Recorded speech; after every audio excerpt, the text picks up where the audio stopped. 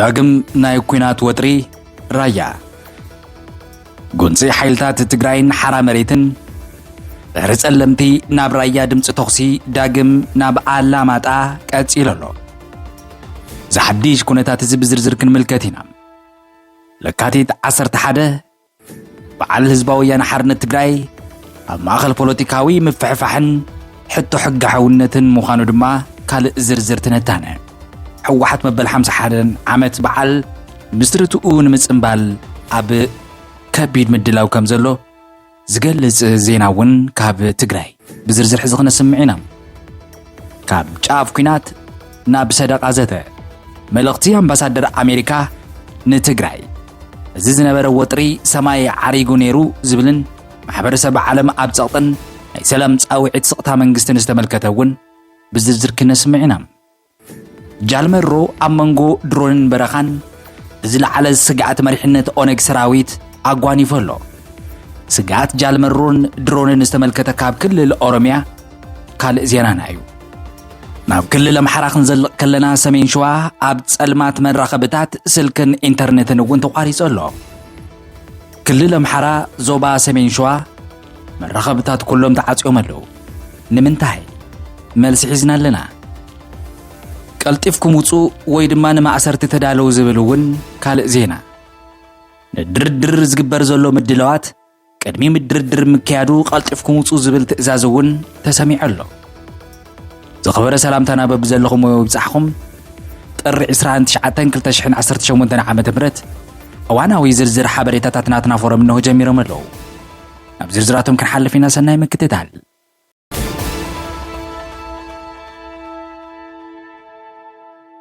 رايا داغم ناب كوينات وطري دحرت ألمتي ناب رايا دمت تخسي داغماي ناب اللامات آتيرلو دحرتي جنرالات سراويت تتقراي سراويت كابت ألمت وطيو زبل مجلسن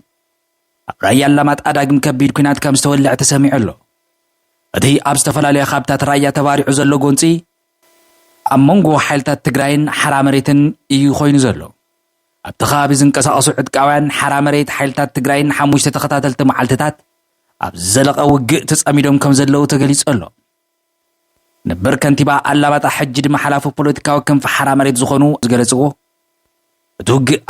ኣብ ካብታት ጨርጨር ወጀራት ከም እውን ኣብ ቆላታት ደጓዓታት ራያ ተላቢዑ ኣሎ ብሰንኪ ዝዳግማይ ተባሪዑ ዘሎ ውግእ ብርክት ዝበሉ ነባሩ ካብ መንበሪኦም እውን ተፈናቂሎም ኣለው ዝጎንፂ ዝተላብዐ ሓላፊ ግዜያዊ ምምሕዳር ትግራይ ጀነራል ታደሰ ወረደ ሰራዊት ትግራይ ካብ ጸለምቲ ከም ዝወፀ ኣብ ዝገለጸሉ ንጽባሒት እዩ سراويت مكلخال فيدرال كاب تخاب دحر موسو حيلتات تقراي ناب كل العفار بمئتاو عب لعلي حرامريت ون تدقاقام متكعتي خمس فنوم عب تشابو وان زيناتات ون تسامي عميوم بدخالو وغن كاب جزياو من محدار تقراي استوهابو وقعو من لاش دما يلن حوحات نبعال لكاتي تعسر تحاده بعابي خونتاتي دالولو زي كمزيلو اندهالوه عب مأخل بوليتيكاوي مفحفحن مفلاين حتى حقاو نتبلع الحوحات أبستلع على اللون مبل حمسان حال العامة بعال مسرته ونمسنبال كبد زبل مدلاو يقبر كم زلو خاب تقراي زي رخبنا يوزينا يسحبر كاب زرزر حقاوي برارتن تسريزيو زبل زينا خصم عقلهم حوحات مبل حمسان حال العامة بعال مسرته وبدمكات نمسنبال سفيح مدلاوات يزقبر زلو زبعال زي أبز مسألة كاتي تعسر تحد زخبر كوينوم بملوء تقراي استفلالي نتفتاتو وني كاير اللو علف عمت حوحات مبل حمس عمت إيو بيليو مسرتو نمسنبال أبي من كسا أسقواتا قبرم بسنكتي أبوشت إتو دبستفت أرى بوليتيكاوي مقم معقن كم تستحسبو دمو أين مرن لو ما عمتوون إتو دب أب تحت خبير بوليتيكاو وطرخين إيو نزب على زدالو زولو بفولي أبز حجي وان بوليتيكاو تقراي كاب حوحات وصاب زخون خال أوتنحن حتى بوليتيكاو الدبات يحمس كم زلوون زفلتو وزاحت زيقاتات كابتن عسرت عمتات تسأنحم حوحات مالت حزب تقرأي زبالة تحساسبا بموسى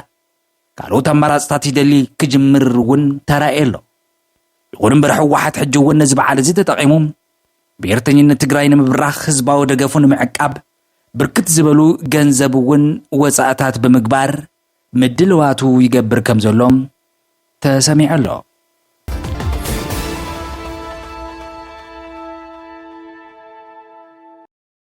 كاب جاف كوينات ناب صدق عزته ملغتي أمباسادر أمريكا ناب تقراي ሰሜን ኢትዮጵያ ኣምባሳደር ኣሜሪካ ኣብ ኢትዮጵያ ኤርሲን መሲንጋ ኣብ ዝሓለፈ ሰሙን ኣብ ሰሜን ኢትዮጵያ ኣጋጠሚው ዝነበረ ወጥሪ ንሰላምን ምርግጋእን ዘላቒ ቁርፀኛ ክሳብ ክንደይ ኣገዳሲ ምዃኑ ዘዘኻኽር ዓብዪ መጠንቀቕታ እውን እዮም ኣስሚዖም። ኣምባሳደር መሲንጋ ናብ ዘላቒ ሰላም ዝወስድ እንኮ ብሉፅ መንገዲ ብልቦናን ብህድኣትን ዝካየድ ዘተ ጥራይ ምዃኑ እዮም ኣስሚሮም። እዚ መልእኽቲ ኣምባሳደር ዝመፀም ኣብ መንጎ ሰራዊት ምክልኻል ፌደራል ሓይልታት ትግራይን ኣብቲ ከባቢ ጸለምቲ ተፈጢሩ ዝነበረ ወጥሪ ድሕሪ ከቢድ ስግኣትና ምህዳእ ገጹ ኣብ ዘዘንበለሉ ዘሎ እዋን እዩ። እቲ ምትፍናን ክሳብ ክንደይ ሓደገኛ ከም ዝነበረ ዘርኢ ምልክት መንገዲ ኣየር ኢትዮጵያ ናብ መቐለ ኣኽሱም ሽረን ዝካየዱ ዝነበሩ በረራታት ንግዚኡ ክሳብ ምቁራፅ በፂሑ ከም ዝነበረ ዝዝከር እዩ። ማሕበረሰብ ዓለም ከምኡ እውን ሕብራት ሃገራት ሕብረት ኣፍሪቃን ሕብረት ኣውሮጳን እቲ ኣብ ጸለምቲ ዝተፈጠረ ሓሊፉ ዝረአ ዝነበረ ጎንፂ ደው ክብል ዘለዎም ፍልልያት እውን ብመሰረት ውዕል ሰላም ፕሪቶርያ ብሰላም መንገዲ ጥራይ ክፍታሕ ጽኑዕ ጸቕጢ ክገብሩ እውን ቀኒዮም እዮም። ብወገን ሕወሓት ዝሓለፈ ሰሙን መወዳእታ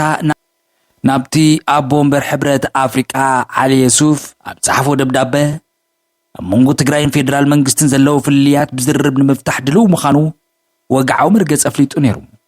ይኹን እምበር መንግስቲ ፌደራል ብዛዕባ እቲ ኣብ ጸለምቲ ዘጋጠመ ጎንፂ ቀሪቡ ዘሎ ናይ ሰላም ጻውዒት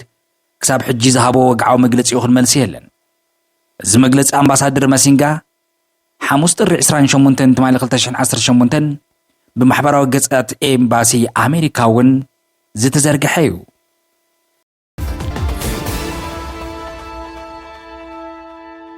ናብ ዝቕፅል ዜና ክንሓልፍ ከለና ጃልመሮ ኣብ መንጎ ድሮንን በረኻን እቲ ዝለዓለ ስግኣት መሪሕነት ኦነግ ሰራዊት መንግስቲ ኢትዮጵያ ሸነይ ኢሉ ዝፅውዖ ጉጅለ ንባዕሉ ሰራዊት ሓርነት ኦሮሞ ብምባል ዝፍለጥ ዕጥቃዊ ጉጅለ መራሒ ኩምሳ ድሪባ ጃልመሮ ሕጂ ኣብ ከቢድ ወጥሪ ከም ዝርከብ ኣሶሼትድ ፕረስ ኣብ ዘውፅኦ ሓዲስ ፀብፃብ ኣመላኺቱ። እቲ መራሒ ኣብ ትሕቲ ጽኑዕ ክትትል ስግኣት ከም ዘሎ ይግለጽ። ስግኣት ድሮን ነቲ ናይ ከም ፀብፃብ ኣሶሼትድ ፕረስ ጃልመሮ ኣብዚ ሕጂ እዋን ካብ ሰማይ ብዝመፅእ ናይ ድሮን መጥቃዕቲ ዓብዪ ስግኣት ወዲቑ ኣሎ። እቲ መራሒ ንባዕሉ ንኣሶሼትድ ፕረስ ኣብ ዝሃቦ ቃል ዕላማ ድሮን ክኸውን ይኽእል ዝብል ስግኣት ከም ዘለዎ ይሓበአን። ብሰንኪ እዚ ስግኣት እዚ ድማ ጃልመሮ ካብ መጥቃዕቲ ንምክልኻል ክብል መንበሪኡን ወታደራዊ መእዘዚኡን ብተኸታታሊ ብቕልጣፈ ክቕይር ይግደድ ኣሎ።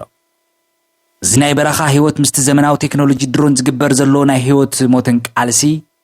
ንመሪሕነት ኣብ ከቢድ ፈተና ከም ዘእትዎ ይግለጽ ኣሎ። ጃልመሮ ቅድሚ 7 ዓመት ኣብ ኢትዮጵያ ዝመፀ ናይ ፖለቲካዊ ለውጢ ስዕቡ ሕወሓት ካብ ማእኸላይ መንግስቲ ዝነበሮ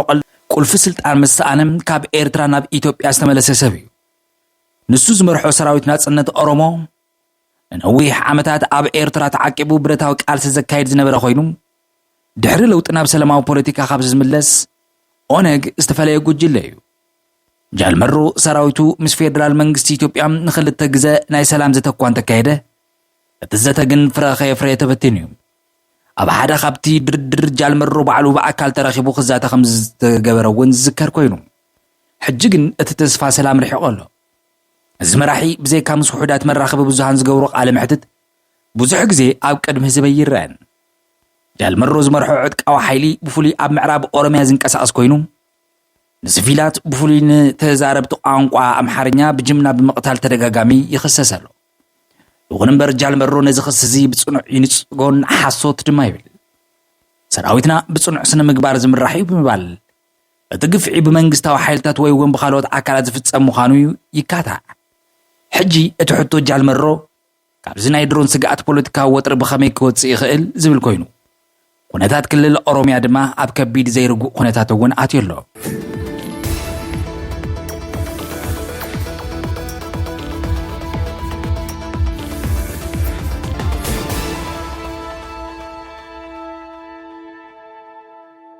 ካብ ክልል ኦሮምያ ወፂና ናብ ክልል ኣምሓራ ክንኣቱ ከለና ሰሜን ሸዋ ስልክን ኢንተርነትን ተቋሪጹ ኣሎ። ኣብ ክልል ኦሮምያ ክልል ኣምሓራን ዞባ ሰሜን ሸዋ ዝርከቡ ዝተፈላለዩ ከተማታት ካብ ዝሓለፈ ሰንበት ጀሚሩ ካብ ስልክን ኢንተርነትን ተነፂለን ኣለዋ። ቢቢሲ ከም ፀብፃብ ቢቢሲ ነቲ ኣብቲ ከባቢ ዘሎ ከቢድ ናይ ፀጥታን ወጥርን ሳዕቤናት ዘጉልህ እዩ። ከም ፀብፃብ ቢቢሲ ኣፋን ኦሮሞ ኣብ ወረዳታት ደገም፣ ክውዩ፣ ሂዳቡ፣ ኣቦቴ፣ ዋርጃርሶ ዝነበሩ ዜጋታት ምስ ፈተውቶምን ቤተሰቦን ክራኸቡ ይከኣሉን ዝብል ዜና እዩ እዚ ኩነታት ዘረጋግጹ ናይቲ ከባቢ ናይ ኢትዮ ቴሌኮም ሓላፊ ኣቶ ቦጃለታ ኣብ ምቁራጽ ብሰንኪ ቴክኒካዊ ጸገም ዘይኮነስ ብቐጥታ ካብ ማእኸል ኣዲስ ኣበባ ብዝመጸ ትእዛዝ ምዃኑ ገሊጾም ኣለዉ ነቲ ከባቢ ዝፈልጡ ተዓዘብቲ ከም ዝሓበርዎ እዚ ናይ መራኸብታት ዕፅዋ ምስቲ መንግስቲ ኣብ ልዕሊ ዕጥቃዊ ጉጅለ ሸኔ ሰራዊት ናጽነት ወይ እውን ሓርነት ኦሮሞ ዘካይዱ ዘሎ ወተሃደራዊ ስርሒት ዝተኣሳሰር እዩ መንግስቲ ነቲ ዕጥቂ ንምቁፅጻር መራኸብታት ከም ዝዓጽኦ ይፍለጥ ይኹን እምበር እዚ ስጉምቲ እዚ ንላዕሊ 4 ዓመታት ብሰንኪ ኩናት ስርቅን ምቕታልን ምፍንቓልን ክሳቐ ንዝጸንሐ ህዝቢ ሰሜን ሸዋ ተወሳኺ ከቢድ ናብራን ስግኣትን ፈጢሩ ኣሎ እዚ ከምዚ ኢሉ እንዳሃለዎ ድማ ናይ ወሎ ተምሃሮ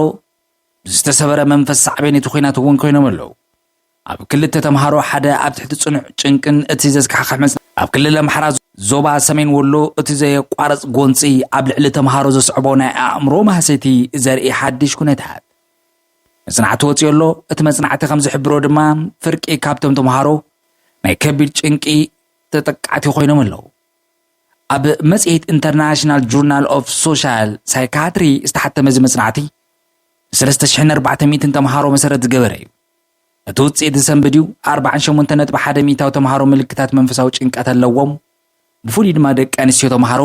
ብሰንኪ ፆታዊ ዓመፅ ከቢድ ናይ ስድራ ቤት ሓላፍነት ዝያዳ ግዳያት ጭንቂ ኮይነን ይብል እዚ መጽናዕቲ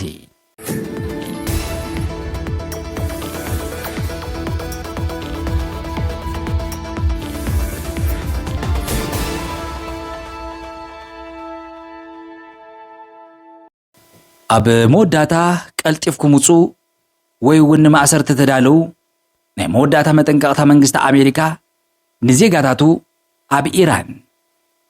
ኣብ መንጎ ዘተን ጽላሎት ኩናትን ዜጋታት ኣሜሪካ ካብ መሬት ኢራን ብቕልጡፍ ክወፅኦ ተኣዚዙ ኣሎ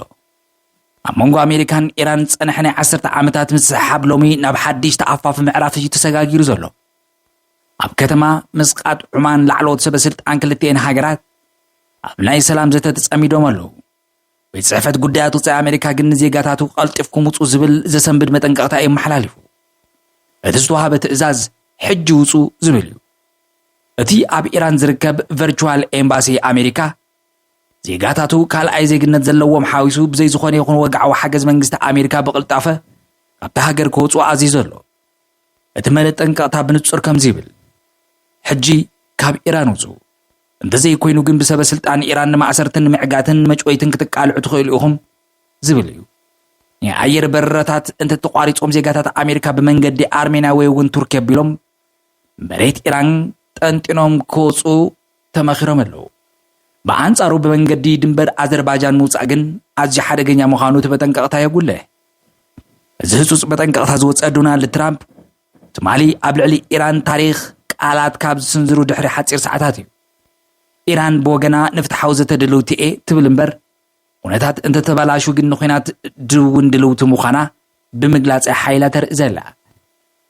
ኣብ መስቃጥ ዝካየድ ዘሎ ዘተ ስቲቭ ዊትኮፍን ኣባስ ኣራክቺን ናብ ሰላም ድዩ ከምርሕ ወይስ እቲ ወጥሪ ናብ ዘይተርፍ ኩናት ዓለም ብስንባድም ሰማይ ደጊፋ ትከታተሎ ዘላ ኩነታት እዩ ዜጋታት ኣሜሪካ ግን መልእኽቱ ሓደ እዩ ድሕንነትኩም ኣብ ኢድኩም እዩ ሕጂ ውፁ ዝብል لو ما عند زيارنا ጥሪ 29/2018 ዓመተ ምህረት ፍሉይ ዳሳስ ሓበሬታ እንተነታነ ዜና ናትና ፎረም እዞም ሰማዕኩም መስኔሮም ቀጻሊ ብኻሊ ሓዲ ዜና ዳሳስ ሓበሬታ ክንመለስ ኢና ክሳብ ሻቡ ሰላም